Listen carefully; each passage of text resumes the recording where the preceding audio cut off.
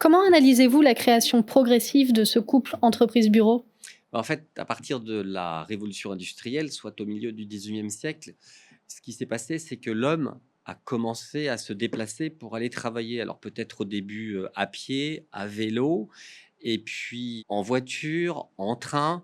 Et il a commencé à s'opérer une frontière nette entre sa vie personnelle et sa vie professionnelle. À partir de là, il a fallu structurer les choses, la société a dû s'en occuper, et puis très naturellement, on a eu des professionnels qui ont créé des bureaux jusqu'à cette opération de la défense, qui en est une parfaite illustration, qui révèle à quel point l'homme avait décidé de séparer la vie professionnelle de la vie personnelle. La conséquence, c'est que vous avez des entreprises qui ont dû avoir un endroit où réunir ses collaborateurs pour qu'ils puissent produire, pour qu'ils puissent réfléchir ensemble.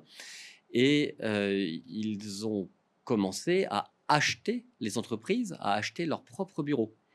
Donc on était dans une phase de gestion de bons pères de famille où avoir des bureaux pour une entreprise, c'était en être propriétaire. C'était pas une époque où on songeait à la location, comme c'est devenu le cas à partir des années 80, où là, en effet, on a commencé à voir les bureaux comme un outil et non plus comme un actif pour l'entreprise en tous les cas.